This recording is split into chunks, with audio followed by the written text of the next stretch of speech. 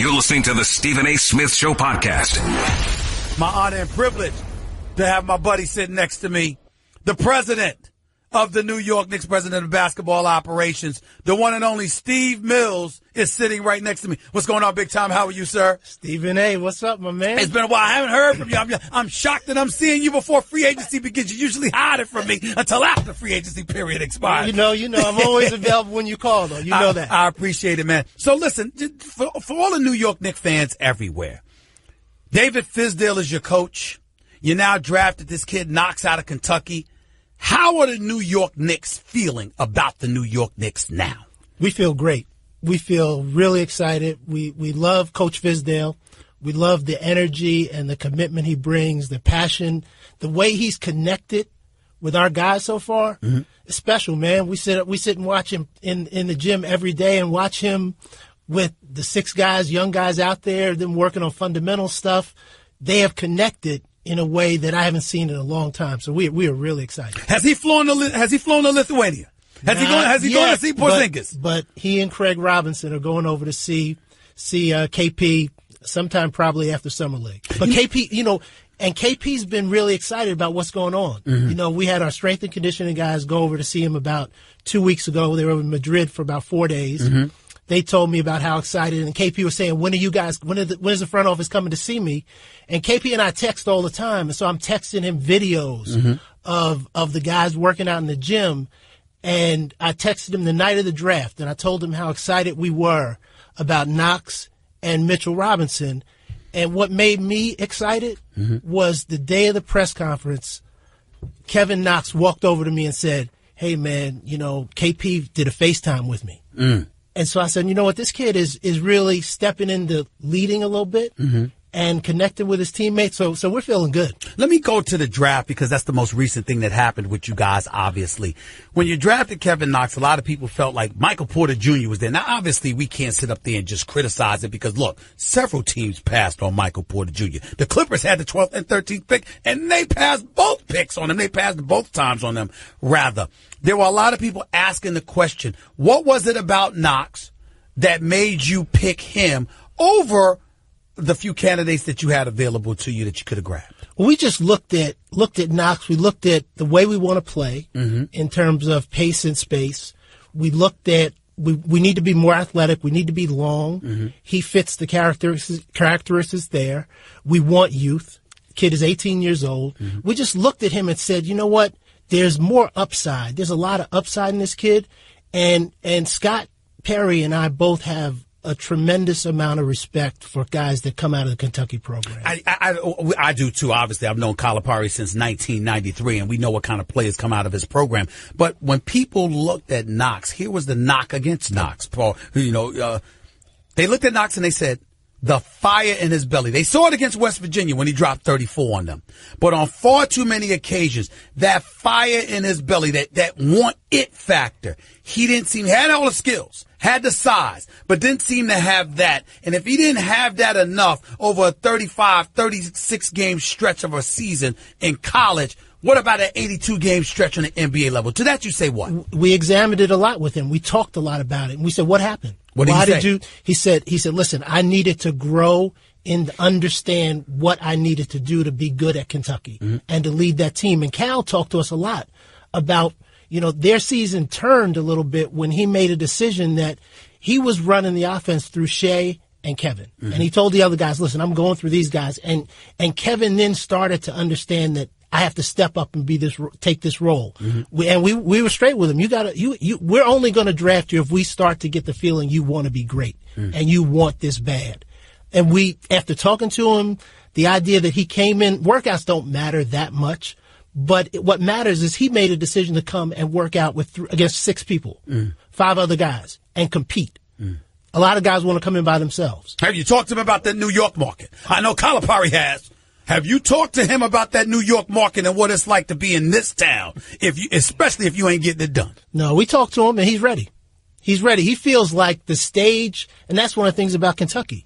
The stage that those kids are on, you go to that school, they can't go out. Everybody's on top of them. You're not ready to come in the NBA after year one. You're a failure. It's the closest thing to the pressure that that comes with being in this market. So I believe in the kid. Steve Mills, President of Basketball Operations for the New York Knicks, right here with Stephen A. on ESPN Radio. Let me transition to Coach Fizdale for a second. Tough situation for me, and I want to share this with you. You and I go back many years, and we've talked about this all off the record. I'll talk to you about this now. I like Dave Fizdale a lot. I love the job that he's done. I love the job that he did in Memphis. I thought he got screwed over there, but I thought it was almost wishful thinking because he didn't want to be in Memphis. Damn it, most of us don't want to be in Memphis right now, but you don't have to answer that question. I will say this to you. We also know what his pedigree in terms of being an assistant in Miami, what have you. I thought he was my second choice for the Knicks. He's a damn good coach, knows players, knows the game. But I worried about the culture of the New York Knicks in the past. And I felt like the New York Knicks didn't just need a coach. They needed a culture changer, which was why my choice was Mark Jackson and number 2 was Fizdale. Share with my audience your thinking behind choosing David Fizdale over everybody else, why you loved him so much, what you think he brings to the Knicks franchise. I just think culture changing was important. And Mark was great in the interview and had a lot of the characteristics. We just thought David was really special for us. He's one of those guys that comes from a winning culture. He's one of those guys that owned his mistakes, owned the mistakes that happened in Memphis. Talk to Pat Riley about who he is as a culture guy, a developer of players, a leader of young men. We just came to the conclusion that for us, he was the best guy for the job. And to be honest with you, I knew I was going to have an issue with you.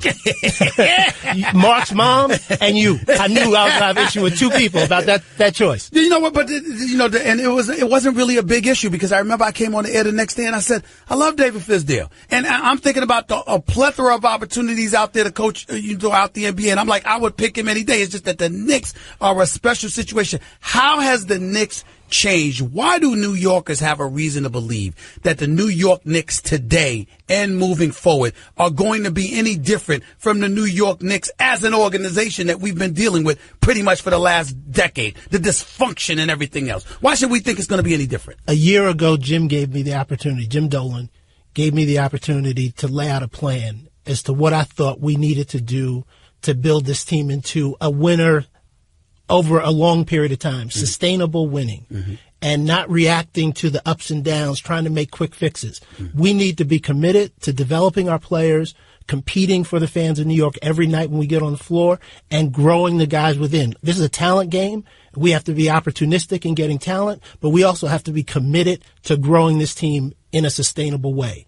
So Jim backed off, committed to give me the room to do that, and when hiring Scott Perry and then hiring David Fizdale, we have a group that we are now respected amongst young guys in the NBA based on the interactions we've had with them over the draft combine and through that process, and we're gaining the respectability of the veterans as we go through, and the guys that play for us now, they are excited. These guys are in the gym every day, excited about where we're going, and we're committed to it. We're not deviating. No one ever thought that the buck stopped with the coach or the executive under the Jim Dolan era until Phil Jackson arrived. Then everybody looked at Phil Jackson and they said, okay, he's the man because Jim made it clear. He's running the show. He can do what he wants when it comes to basketball operations. Are you saying to New Yorkers and New York Knicks fans everywhere, that's the case with Steve Mills? Steve Mills, the buck stops with you. You're running the basketball show? Absolutely.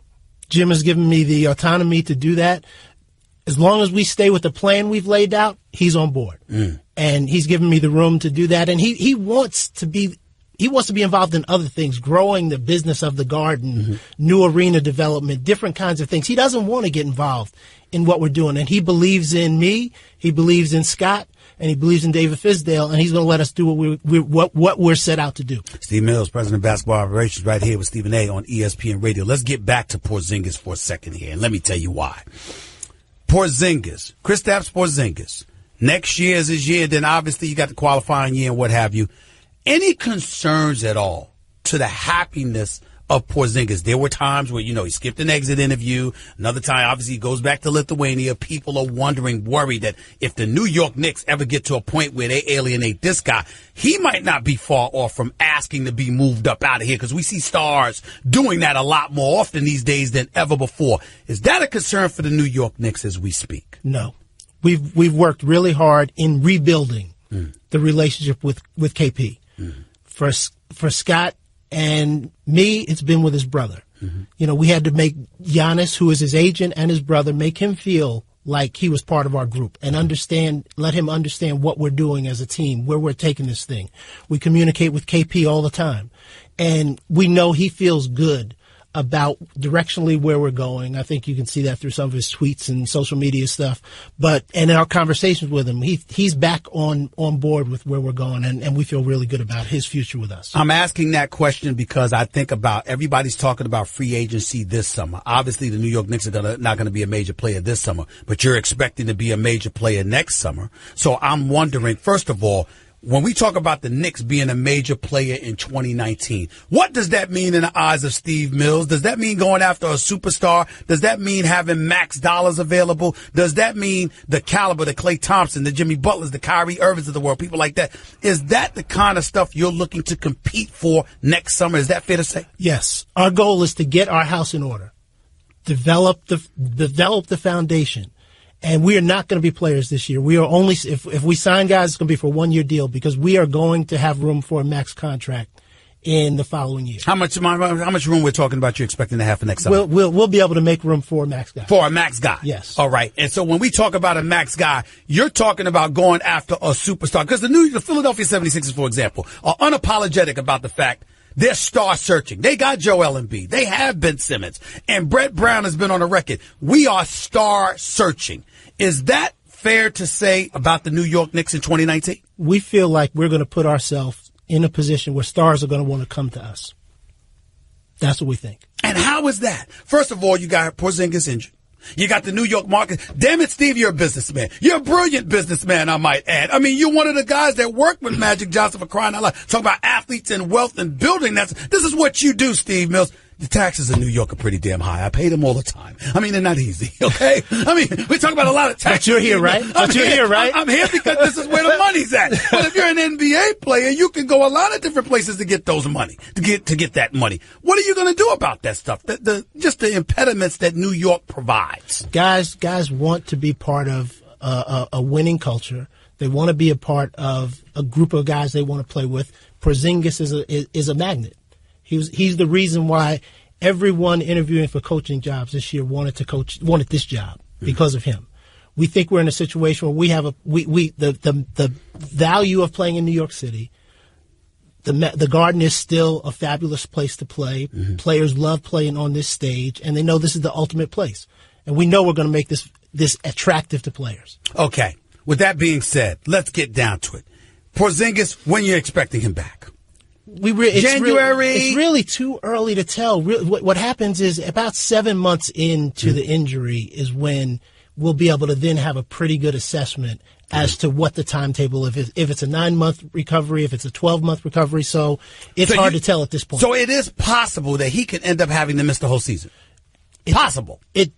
We expect him to be back during the season, but we're not going to rush it. He's too important a part to our future that we're not going to rush his return. So if he's hurt, what do you say to New York Knicks fans that are looking to support you, that you want to support you, but you don't have your star? What do you do? What do you tell New Yorkers in terms of generating their level of support for you? That we're building something special here, that when you come to see us play, our guys are going to compete, they're going to play hard, they're going to represent New York, and they're going to be trying to win every game.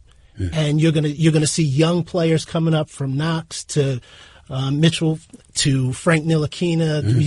We're going to have a young group of guys that we feel confident we can build around, and we're going to have a better group when KP comes back. You brought up Ntilikina. You know that's where I was going next. I know. I'm not a fan, Steve Mills. I'm just not, okay? Hey, listen, the kid is no scrub.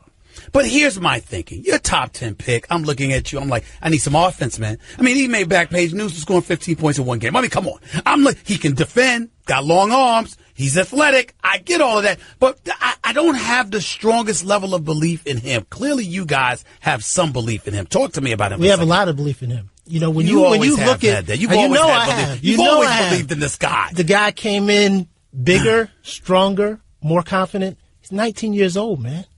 Kid is 19. And what you look for in players in this league is what can you hang your hat on?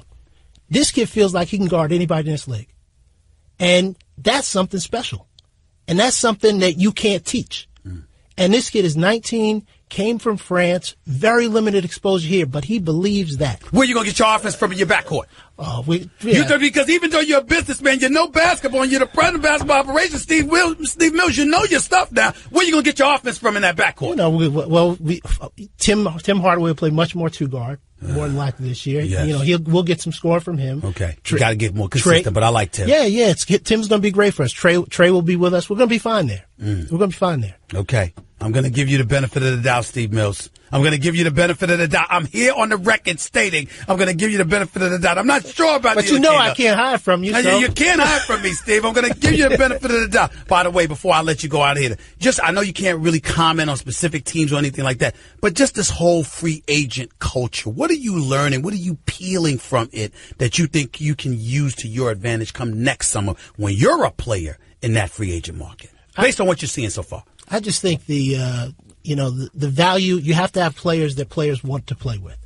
That's really important. And that players think are unique talents. And you have to have an organization that they want to be a part of. There can't be a lot of warts in your organization and how you're perceived in the player community. Mm-hmm. That's really, really important. So you've basically taken it upon yourself to essentially clean up any misperceptions or anything about this organization moving forward because you recognize how paramount that is to recruiting players. Absolutely. My man, the great Steve Mills right here. Stephen A. Smith Show, ESPN Radio, 888-SAY-ESPN. It's 888-729-3776. Steve Mills, president of basketball operations for the New York Knicks, right here with yours truly. Can't wait to talk to Scott Perry, too, and David Fizdale. They don't get to hide from me either, Steve Mills. I'm looking for both of them. Both of them. I forgot. One last question, Steve Mills. Enes Kanter's talking about opting in. What are your expectations? I believe Enes will opt in. He will opt in and he will stay. I believe he will. I like Enes. I think he's a tough guy. He is a good teammate. Kid. Great young man. Tough. Tell the truth. You really liked it when he got in LeBron's face, didn't you? Oh, you loved that. You loved it, didn't you? He's my man. I don't mind a little fight at Madison Square Garden. Ain't nothing wrong with it. Steve Mills, thanks a lot, buddy. That's just a sample of what you'll hear on the Stephen A. Smith Show. Weekdays at 1 p.m. Eastern on ESPN Radio and the ESPN app.